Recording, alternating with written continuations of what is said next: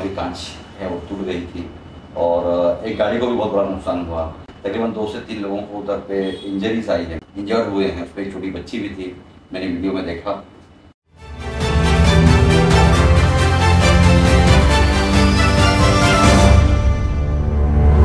मैं हूं जहांगीर रियासत, आप देख रहे हैं न्यूज ऐप के। आज हमारे साथ मौजूद है मुमरा शहर के वरिष्ठ समाज सेवक जिनका नाम राजू अंसारी है।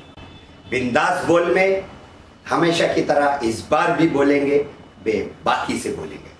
और राजू भाई, न्यूज ऐप के में आपका स्वागत है। किस तरह से इस शहर को आप देख रहे हो? आज का जो वारदात हुआ है, ब्लास्ट, ये आज की जो न्यूज है मुमरा शहर से इंटरनेशनल बन गई है। आपका फोकस इस न्यूज पे कैसे पड़ा?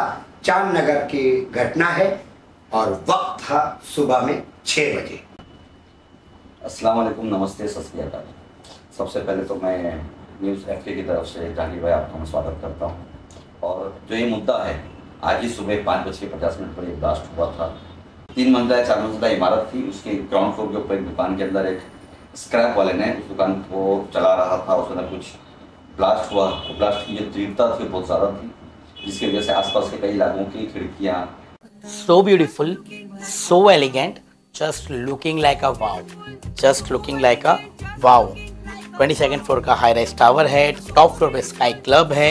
और सबसे बेस्ट पार्ट इस प्रोजेक्ट का ये है कि इसके अंदर आपको मिलेगा मैक्सिमम से मैक्सिमम और अच्छे से अच्छा ऑफर। और आई थिंक ये मुमरा का फर्स्ट ऑफर ऐसा है जो फर्स्ट टाइम इन मुमरा है।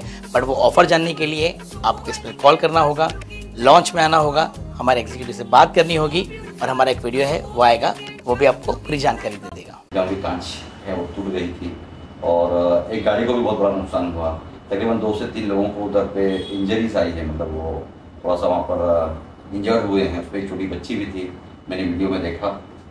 और उसके बाद में जो बिल्डिंग थी, उस बिल्डिंग के तकरीबन 23 टेनेंट्स हैं, उन 23 टेनेंट्स को खाली करवा दिया गया था। अभी पुलिस अपनी जांच कर रही है कि वो ब्लास्ट किस वजह से हुआ, क्या उसकी वजूहत थी और उसे किस तरीके से टैकल किया जाए। और उसी के साथ में महानगर पालिका ने उन 23 लोगों को एक जिम के अंदर उनको रखा हुआ है और बहुत सारे लोगों ने आकर वहाँ पर इंटरव्यू वगैरह दिया। हमारे कमिश्नर साहब भी जगह पर मौजूद नहीं हैं, वो आउट ऑफ हैं। फिर भी हमने उनसे रब्ता कायम करने की कोशिश की और रब्ता कायम ना हो सका। फिर हमने वहाँ के जो हमारे जो 2 एडिशनल कमिश्नर हैं, संदीप मालिक साहब और रोहित साहब, उनसे मेरी बात हुई। बाद में हमारे जो फायर के जो चीफ है उनसे मेरी बात हुई। फिर हमारे जो कलवा, मुमरा, दीवा के जो जोनल ऑफिसर है, टीएमसी जो हैं, उन्हें जोशी साहब, उनसे मेरी बात हुई। क्या बताया? ऐसा है कि उनका सबसे पहले प्रिकॉशनरी मेजर्स ये था कि बिल्डिंग के अंदर नुकसान कितना हुआ उस ब्लास्ट की वजह से। बिल्डिंग की जो उसकी जो ताकत होती है, उसकी जो स्टेबिलिटी होती है, उस स्टेबिलिटी के ऊपर उन्होंने गौर करने की कोशिश की है और कहा है कि फौरन इसका स्टेबिलिटी रिपोर्ट लिया जाएगा। अगर बिल्डिंग रिपेयरेबल है तो उसे रिपेयर कर लिया जाए, खाली कर करके। और उन्होंने खाली भी करवा दी है लोगों को एज अ प्रिकॉशनरी मेजर्स। उसके बाद में मैंने देखा कि वहाँ पर हमारे नेताजी आए थे और नेताजी ने कहा कि बात तो उन्होंने बिल्डिंग करनी चाहिए थी, पर बिल्डिंग छोड़ के वो बहुत सारी पॉलिटिकल बातें कर रहे थे। अभी ये तो उनकी सोच है। मैं तो ये समझता हूँ कि जब हम राजनीति में होते हैं तो राजनीति का पहला उद्देश्य, पहला जो हमारा लक्ष्य जो होता है वो होता है समाज का। समाज के अंदर जो भी तकलीफें आई, उन तकलीफों को किस तरीके से दूर किया जाए। और आज का मुद्दा सिर्फ यही था कि जो 23 टेनेंट्स हैं, उन 23 टेनेंट को सही से इंसाफ मिल जाए।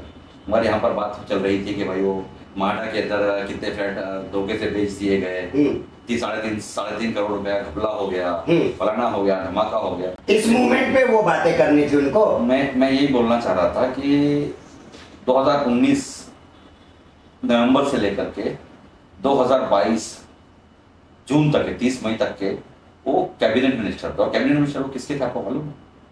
वो cabinet minister housing and development के थे। हाउसिंग एंड डेवलपमेंट मिनिस्टर होते हुए उन्होंने क्या मुमरा कौसा के अंदर जो ये डिलैपिडेटेड बिल्डिंग है, ऐसे कोई हादसे हो जाते हैं या पैप्स होते हैं, प्रोजेक्ट अफेक्टेड पीपल्स होते हैं, उनके लिए कोई फ्लैट्स बनाने की कोशिश की, चाहे वो रेंटल हाउसिंग के माध्यम से हो, चाहे वो माडा के माध्यम से हो, चाहे वो सिडको के माध्यम से हो, चाहे वो MMRD के माध्यम से हो, चाहे उनकी SRA स्कीम हो, चाहे वो SRD स्कीम हो। इस तरीके से उन्हें करना चाहिए था, मगर उन्हें मुमरा के बारे में ध्यान नहीं आया। उन्हें कमाटीपुरा दिखा, उन्हें जोगेश्वरी दिखा, उन्हें वर्ली दिखा, उन्हें जीजा माता नगर दिखा, मगर उन्हें मुमरा नहीं दिखा। क्यों? आज मुमरा की सबसे बड़ी सबसे बड़ी विडंबना ये है कि जब भी हम कोई प्रोजेक्ट करने जाते हैं या कोई बड़ा हमारा डीपी खोलना होता है तो अक्सर हम देखते हैं कि वहाँ पर बहुत सारी इलीगल बिल्डिंग है, इलीगल शांतिज है, इलीगल स्लम्स है। अब जब हम वो काम करना चाहते हैं तो उस स्लम को हमको कहीं ना कहीं शिफ्ट करना पड़ता है, क्योंकि वो ओरिजिनली पैक्स होते हैं। पैक्स का मतलब होता है प्रोजेक्ट अफेक्टेड पीपल्स, PAP। अब ये PAP के लिए गवर्नमेंट के पास एक स्कीम होती है कि भाई पैक्स जो लोग होते हैं, जो हमारे डेवलपमेंट के अंदर, हमारे इंफ्रास्ट्रक्चर बिल्डअप के अंदर अगर वो बाधा बनते हैं तो हमें उनको वहाँ से हटाना पड़ता है, और हटाने के एवज में उन्हें हम फ्लैट्स मुहैया कराते हैं। अगर उसको हम स्क्वायर फीट में अगर नापे तो कारपेट एरिया होता है तकरीबन 161 स्क्वायर फीट होता है या 278 स्क्वायर फीट होता है। इस तरीके से हम लोग कोशिश करते हैं कि उन लोगों को फ्लैट मिल जाए। मैं ये समझता हूँ उस 115 एकड़ के प्लॉट के ऊपर कम से कम महानगर पालिका को या MMRD की तरफ से 4000 फ्लैट मिलने चाहिए, वो नहीं मिले। आज उसी का नतीजा हम भुगत रहे हैं कि बेचारे वो 23 लोगों को जिम के अंदर रहना पड़ता है। फिर भी हम बात करेंगे कि अगर वो बिल्डिंग रिपेयरेबल है तो रिपेयर करने तक के उनको सही से उनका आशियाना बसाया जाए, उन 23 लोगों को सही तरीके से अच्छे घर दे दिए जाए ताकि उस घर के अंदर रह करके वो अपनी बिल्डिंग को रिपेयर कर दे, और रिपेयर करने में वापस अपनी बिल्डिंग के अंदर आ जाए। पढ़ले गाँव में आप चले जाए, खटकाली से लगकर एक पढ़ले गाँव एरिया है, उस एरिया के अंदर भी 2 बड़ी बड़ी बिल्डिंगें BSUP की बनाई गई जिसके अंदर लोगों को अलॉटमेंट दिया जा रहा है। तो क्या ये चीज़ मुमरा में नहीं हो सकती थी? क्या मुमरा में ऐसा कोई स्कीम नहीं आ सकती थी? आपके मिनिस्टर रहते हुए, आप 2.5 साल मिनिस्टर रहते करीबन, इस 2.5 साल की मिनिस्ट्री के अंदर आप चाहते अगर, तो मुमरा में इस तरह के हादसों के लिए हमें पहले से वेल प्रिपेयर्ड होना चाहिए, मगर हम कहीं भी वेल प्रिपेयर्ड नहीं है। आज हमारे पास संक्रमण शिविर नहीं है, हमारे पास नाइट शेल्टर्स नहीं है। ये किसकी वजह से? मुमरा एक बॉम्ब के ऊपर बैठा हुआ है। इतनी सारी डिलैपिडेटेड बिल्डिंग है, अति धोखादायक बिल्डिंग है जो C1 कैटेगरी के अंदर है, C2 कैटेगरी में है, C2A में है, C2B में है और C3 कैटेगरी, 5 कैटेगरीज है। अब इन बिल्डिंगों का अगर हमको इररिपेयरेबल हो जाए तो बेचारे जो लोग उसके अंदर रहते हैं 20, 25, 30, 40 सालों से, वो कहाँ जाएंगे? तो उनके लिए कोई ना कोई स्कीम बनानी चाहिए। हमारे पास गवर्नमेंट की पॉलिसी होनी चाहिए, क्योंकि हमारी महानगर पालिका जो भी महानगर पालिका होती है वो एक सेल्फ गवर्निंग बॉडी होती है, वो ये पॉलिसी मेकर नहीं होती। पॉलिसी मेकर स्टेट गवर्नमेंट होती है या सेंट्रल गवर्नमेंट होती है। हम क्योंकि एक सेल्फ गवर्निंग बॉडी है तो हम पॉलिसी नहीं बना सकते, हम सिर्फ स्टेट गवर्नमेंट की पॉलिसीज के ऊपर अमल कर सकते हैं। तो कहीं ना कहीं जिनको हमने हमारा नुमाइंदा बनाकर स्टेट गवर्नमेंट के अंदर भेजा, उनका काम ये था कि म्यूनसिपल कॉर्पोरेशन के बजाय वो स्टेट गवर्नमेंट में घूमते, स्टेट गवर्नमेंट के स्कीमों के बारे में जानते, स्टेट गवर्नमेंट के फंड्स के बारे में जानते, और मुमरा कौशल में लाकर के उस फंड्स के जरिए से वो सारे काम करवा सकते। आज बताइए मुझे कि मुमरा में प्रभाग समिति नहीं, हम भाड़े की प्रभाग समिति में रहते हैं। आज हमारी जो महानगर पालिका की मुमरा प्रभाग समिति है वो एक भाड़े की बिल्डिंग के अंदर भाड़े के ऊपर, भाड़े तत्व के ऊपर रह रही है।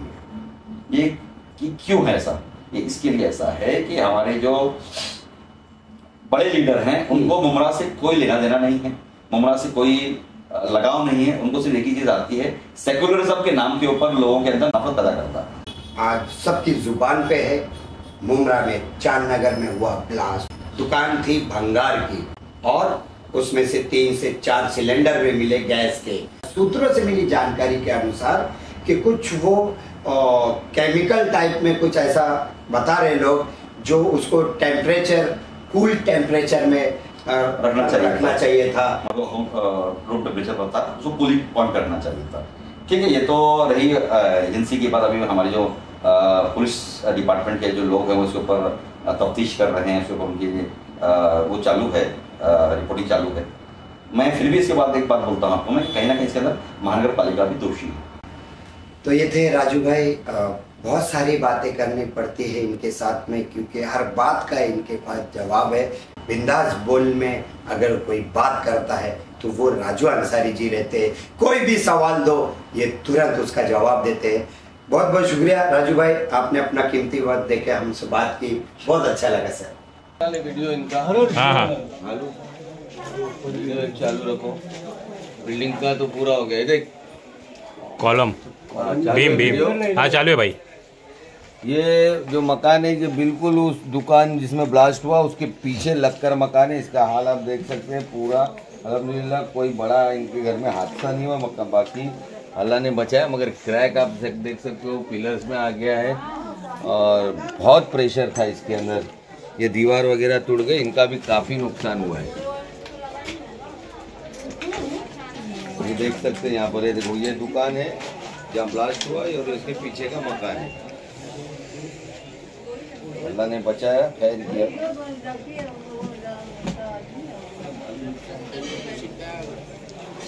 माली नुकसान हुआ, जानी नुकसान नहीं हुआ, ये अल्लाह का शुक्र अदा करो।